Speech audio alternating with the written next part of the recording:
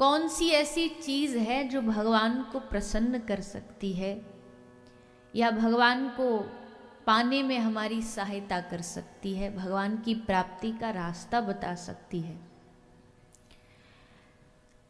तो कहा कि देखो, इस बात को स्वयं भगवान ने श्रीमद् भागवत में कहा है कि मुझे प्राप्त करने के लिए एक ही मार्ग है और वो है भक्ति। भगवान चाहते तो कुछ और भी बोल सकते थे, कोई दूसरा रास्ता बता सकते थे, तपस्या, व्रत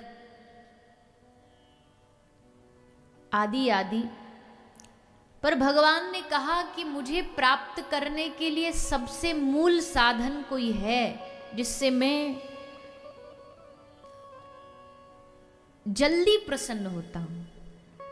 अब आप कहीं किसी व्यक्ति के घर भोजन पाने जाएं, भोजन प्रसादी लेने जाएं, अब वो अपनी मर्जी से जो बनाना चाहे बना दे, पेट तो भर ही जाएगा, जो भी वो खिलाना चाहे खिला दे। पर एक अगर आपकी मनपसंद चीज बनाए तो पेट भी भरेगा और मन भी भरेगा, जीभ को स्वाद भी आएगा, अच्छा लगेगा, सुंदर लगेगा, मन करेगा और खाएं और पाएं। क्यों? क्योंकि हमारी मनपसंद चीज उसने बनाई।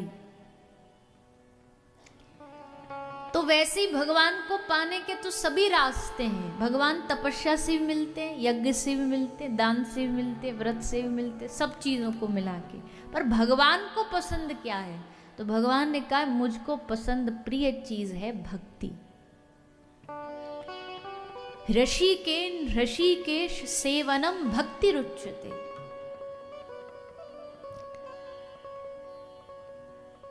तो अब भक्ति क्या है, किसको कहते भक्ति? देखो, पहली बात तो भक्ति का मतलब होता है, भक्ति का एक अर्थ होता है भज धातु, मतलब सब इंद्रियों से भगवान को भजना, वो भक्ति है। पर भक्ति का मतलब एक विशेष, ये समझ लीजिए, जो ये कहता ना मुझे भक्त बनना है, मुझे भक्ति करनी है, भक्ति का मतलब है दृढ़ निश्चय। भक्ति का मतलब है जिद। बिना दृढ़ निश्चय करे, बिना जिद किए भगवान आज तक किसी को भी नहीं मिले। जिद करनी पड़ी कि नहीं, हमको भगवान को पाना, उसके लिए चाहे लाखों मार्ग में रुकावटें आ जाएं पर हम नहीं रुकेंगे। उसके लिए हमको जो करना पड़े हम करेंगे। जैसे हमसे बहुत सारे लोग पूछते हैं कि आप सब ये कथावाचक और वैष्णव पद्धति वाले लोग कहते हो प्याज लहसुन नहीं खाना चाहिए, क्यों, पाप है क्या? देखो भैया, अब ऐसा तो हम नहीं कह सकते कि कोई प्याज लहसुन खा लेगा तो नरक जाएगा या उसका सब बेड़ा गर्क हो जाएगा, कुछ पुण्य नहीं मिलेगा, सब खत्म। ऐसा नहीं है तो वो भी एक प्रकार का सब्जी फल जो भी है। लेकिन शास्त्र कहते भगवान के पास जाने में तामसिक चीजें बाधक होती हैं। अब तामसिक में खाना भी तामसिक, पहनना भी तामसिक, चलना भी तामसिक, जो भी चीज तामसिक है वो बाधक है।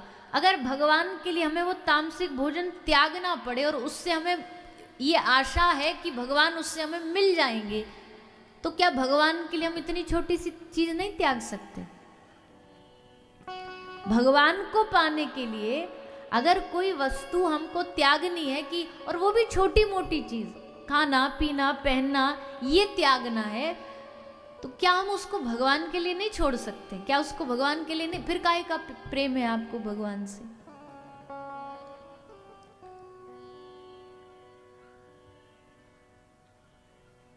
इश्क हो या जंग हो, मजबूत होना चाहिए। क्या इंग्लिश में कहावत है ना कि everything is fair in love and war. पर लव हमने सोचा कि वो दुनिया वाला लव है, नहीं, वो जो अलौकिक, जो अद्वितीय जो प्रेम है, असल में उस प्रेम में सब जायज होता है। अलौकिक प्रेम में सब जायज होता है। तो वैसे यहां भी कह रहे हैं कि इश्क हो या जंग हो, मजबूत होना चाहिए और बाद में नतीजा कुछ भी हो मंजूर होना चाहिए। भक्ति में फल की चिंता नहीं करी जाती है। जो फल की चिंता लेके बैठे रहते ना, 2 माला करें उसके बदले 2 करोड़ मिल जाएं, ये फल वाले हैं। 2 रुपए का कपूर चढ़ा के बदले में 2 लाख मांगेंगे भगवान से। दिखने में लग रहा है माला कर रहे हैं, भजन कर रहे हैं, पर असल में ब्लैकमेल कर रहे होते हैं भगवान को। भगवान हमारा ये काम कर दो। भगवान बोले क्यों करूं तेरा काम? बोले हम पिछला महीना गिरिराज जी नहीं आए थे परिक्रमा लगाने, उसके बदले कर दो। भगवान हमारा घर बना दो। क्यों बना दो? बोले हमने आपका पिछले साल बिहारी जी में फूल बंगला नहीं बनवाया था, उसके बदले बनवा दो। तो ये ब्लैकमेलिंग होती है, भगवान से लेन देन होता है, आपस में लेना देना चलाते हैं लोग।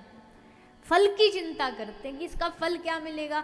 अच्छा, भागवत भी सुन रहे हैं, इसमें भी बहुत सारे लोगों को अभी वर्तमान से लेना देना नहीं। बोले इसका फल क्या है, इससे फल क्या मिला? अरे छोड़ो फल को, वर्तमान में देखो कि आज इससे क्या मिल रहा है। आज इससे आनंद मिल रहा है कि नहीं मिल रहा है? आज इससे थोड़ी समय बैठ कर के मन की शांति मिल रही है कि नहीं मिल रही है? भगवान की याद आ रही है कि नहीं आ रही है? हमेशा भक्ति में फल पे ही भागते हैं। ऐसा कौन सा मंत्र जपें जो उसके बदले में जो चाहे मिल जाए? हमसे लोग आके पूछते, बोल भागवत जी में आपका कोई मंत्र है जो घुटनों का दर्द ठीक हो जाए? अब भागवत जी व्यास जी ने इसलिए तो लिखी नहीं थी कि आपके जोड़ों का दर्द ठीक कर दें। फल पर नजर दृष्टि जाने से पहले वर्तमान में जो साधन आप कर रहे हैं ना, उस पर दृष्टि जानी चाहिए, उस पर नजर जानी चाहिए। भगवान का भक्त फल नहीं सोचता, वो तो समर्पित हो गया सो हो गया। आगे आप कथा सुनेंगे श्री प्रहलाद जी महाराज की। कैसी भक्ति थी प्रहलाद जी की। प्रहलाद जी को भी अगर हम कहें ना, प्रहलाद जी का अगर कोई पर्यायवाची नाम होना चाहिए तो वो यही होना चाहिए, दृढ़ निश्चय। ऐसा समर्पण, अनकंडीशनल सरेंडर। समर्पण तो बहुत सारे लोग और भी करते हैं, पर उनमें कुछ ना कुछ कंडीशन होती है, पर ये है अनकंडीशनल सरेंडर। अनकंडीशनल सरेंडर का मतलब है कि जाही विधि राखे राम, अनकंडीशनल सरेंडर। बिना किसी आशा के भगवान को समर्पित हो जाना, किसी भी कारण से विश्वास टूटना नहीं। हमारा विश्वास बड़ा हल्का फुल्का सा है। माला करते करते माला हाथ से छूट गई ना, इसी में घबरा जाएंगे, क्या हो गया, अपशगुन हो गया, अब क्या करें। माला छूट गई, हम सब लोग पूछते माला छूट गई अब क्या करें? मैं दोबारा पकड़ लो, कहीं विदेश थोड़ी चली गई है माला, तुम्हारे हाथ में ही है, छूट गई दोबारा पकड़ लो। बोले दिया जला रहे थे, दिया जल रहा था भगवान के सामने, बुझ गया, मतलब? अरे भाई इसमें क्या मतलब है? सीधा सा मतलब, हवा चली बुझ गया, दोबारा जला लो। लोगों का भरोसा बड़ी छोटी, कोई ने कहीं जा रहा है, ने छींक गया, इसी में भरोसा हट जाएगा, टूट जाएगा। ये छींक का मतलब। और कुछ ये भरोसा, ये जो चाहने वाली भक्ति जो कुछ थोड़ी सिखाई है ना, ये इन सिनेमा वालों ने भी सिखाई है। ये सीरियल वाले जो होते हैं ना, ये माताएं जो रात को चला के बैठ जाती हैं खोल करके, उनमें क्या दिखा रहे होते हैं? वो पतिदेव हॉस्पिटलाइज्ड है, पड़ा है आईसीयू में, वो जो स्ट्रेट लाइन आती है ना, वो सीधी वाली, वो टो टो टो टो करता रहता है, जो उसमें जो एकदम स्ट्रेट वाली लाइन वो चल रही होती है, और फिर वो भागी भागी जाती है देवी मैया के दरबार में। और देवी मैया के दरबार में वो हवा चल रही होती है, पत्ते उड़ रहे होते हैं, चुन्नी उड़ रही होती है उसकी, और गिरती गिरती सिंडियों से भागती भागती देवी मैया के घंटियां आपस में बज रही होती हैं सारी, और फिर जाके एकदम धड़ाम से मैया के सामने गिरेगी, सर नीचे गिराया, और वहां मैया के ऊपर से एक फूल आके इसके सर पे गिर जाएगा। और जैसे यहाँ इसके सर पे फूल गिरा कि वहां हॉस्पिटल में वो डंडी फिर ऐसे ऐसे ऐसे ऐसे ऐसे ऐसे चालू हो जाएगी। अब यही भक्ति सीखी हमने। हमें लगा ऐसे करने से ही भगवान सब कामों को बनाते हैं, इसलिए चलो हम भी भगवान से जब हम बच्चों को भी यही सिखाते हैं। हम बच्चों को कितनी गलत भक्ति सिखा रहे हैं कि जिस दिन उनका पेपर होता है उस दिन कहते हैं जा आज मंदिर में प्रणाम कराया, आज हनुमान जी को कुछ चढ़ाया। मतलब आप बच्चों को ये शिक्षा दे रहे हो कि जब तुझे अपना कोई काम बनवाना हो तभी जा मंदिर, तभी हनुमान जी को 50 रुपया का पैकेट चनौरी का चढ़ा के आ, बाकी समय नहीं। क्या सीखेंगे बच्चे, क्या है भक्ति? ऐसा नहीं होना चाहिए। भक्ति पूर्ण विश्वास के साथ होनी चाहिए। और अगर भक्ति करते करते मान लीजिए जो चाह रहे हो वो नहीं भी हो रहा है, तो इसका मतलब विश्वास टूटना नहीं चाहिए। ना मिल रहा तेरी मर्जी, नहीं देना चाह रहा तेरी मर्जी।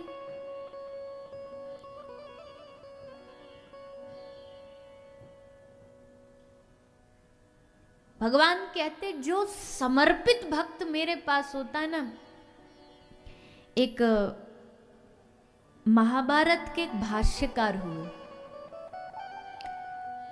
जो भाष्यकार मतलब टीका जो उस पर लिखते हैं, भाष्य लिखते हैं, तो वो दक्षिण भारत में रहते थे। उन्होंने 1,00,000 श्लोक का भाष्य लिखा, फिर गीता के ऊपर भाष्य लिख रहे थे। उस भगवत गीता में एक श्लोक आता है जिसमें भगवान श्री कृष्ण क्या कह रहे हैं। भगवान श्री कृष्ण भगवत गीता में अर्जुन से श्लोक में कहते हैं कि हे अर्जुन, मेरा भक्त जो मेरा भजन करता है, मुझ पर समर्पित होता है, मैं योग क्षेमम वहाम्यहम्। इसका मतलब क्या है? उसके जिंदगी के जितने भी ताप हैं, संताप हैं, दुख हैं, तकलीफें हैं, क्षेम है, परेशानियां हैं, सबको मैं अपने हाथों से उठाता हूं, उनका वहन करता हूं, उस बोझ को मैं उठाता हूं। तो इस श्लोक पे जाके लिखते लिखते भाष्य उन आचार्य जी की कलम यहां रुक गई और उनको मन में आया कि नहीं, योग क्षेमम वहाम्यम तो नहीं हो सकता। अरे भगवान जब भी भक्तों पर कोई आपत्ति आएगी तो खुद थोड़ी आएंगे, किसी को भेज देंगे उसका काम बनाने के लिए। ये पंक्ति गलत है। तो उन्होंने कलम ली और इस श्लोक को बदल के क्या लिख दिया, योग क्षेमम ददाम्यहम्। मतलब मैं उस भक्त की किसी के माध्यम से रक्षा करा देता हूं, दे देता हूं, खुद आता हूं रक्षा करने, ऐसा नहीं है। ऐसा उन्होंने लिखा और लिख के कलम रख के वो स्नान के लिए नहाने चले गए। आचार्य जी के घर की परिस्थिति बड़ी बेकार थी, खाने को अन्न का दाना भी नहीं था घर में, इतनी आर्थिक स्थिति खराब थी। तो चले गए स्नान करने। ठाकुर जी ने देखा, अच्छा मेरी वचन मेरी वाणी पे कलम चला रहा है, मैं कह रहा हूं योग क्षेमम वाम्यम, उसको काट के लिखता योग क्षेमम ददाम्यहम्। मतलब हमारी वाणी बेकार है, हमारी वाणी पे कलम चलाता है। तो ये तो गए थे स्नान करने के लिए, पीछे से ठाकुर जी एक छोटे से बालक बन के बाल स्वरूप में इनके घर आ गए, आचार्य पाद के। इनकी पत्नी घर पर थी, आकर के बोले कि मैं आपके पतिदेव का शिष्य हूं, चेला हूं, तुमको तो देखा नहीं, बहुत पहले पढ़ा हूं उनसे, आज गुरु दक्षिणा देने आया हूं। और गुरु दक्षिणा में क्या देने आया हूं? अन्न धन जितना दे सकते थे भगवान ने सब दे दिया, सब दे दिया। अब वो माता ने, जो आचार्य पत्नी थी, उन्होंने देखा कि ठाकुर जी के शरीर पे कुछ बालक के शरीर पे कुछ लाल लाल निशान से हो रहे थे। पूछा बालक से, बच्चा तुझे कैसे लग गई? बोल पूछो मत, गुरुजी ने मारा हमको, हमारे गुरुजी ने हमको मारा। अब वो निशान जानते हो कैसे बने? भगवान की वाणी पे कलम चलाई ना, भगवत गीता की वाणी साक्षात भगवान है, भागवत की वाणी साक्षात भगवान है, शब्द नहीं है, ये शब्द ब्रह्म है। इसलिए वहां वो शब्द काटा आचार्य जी ने और वहां पर ठाकुर जी के शरीर पर चोट आ गई। आचार्य पत्नी बोली, अच्छा इतना प्यारा बालक और इसको मारा, आने दो आचार्य जी को, मैं बताती। ठाकुर जी बोले, अब बढ़िया है, हमारा काम भी बन गया, अब इनकी क्लास भी लगेगी। हम तो बता नहीं सकते, पर हमारी गुरु माता अब क्लास लगाएगी। तो आचार्य पाद आए, आचार्य पाद ने पूछा ये सब कहां से? बोले एक छोटा सा बालक आया था और हमने सुना तुमने मारा उसको, हमने देखा उसके शरीर पर निशान आ रहे थे। और जैसे आचार्य जी ने ये सुना तो समझ गए कि ये ठाकुर जी मुझे बताने आए हैं कि बावरे योग क्षेमम ददाम में हम नहीं, जब भक्त को कृपा करनी होती है मैं खुद चल के आता हूँ। भाग के आए, फिर कलम निकाली और उस ददाम में को काट के लिखा योग क्षेमम वहां में हम। मैं अपने भक्त की सब दुख तकलीफ खुद उठाता हूँ, खुद वहन करता हूँ।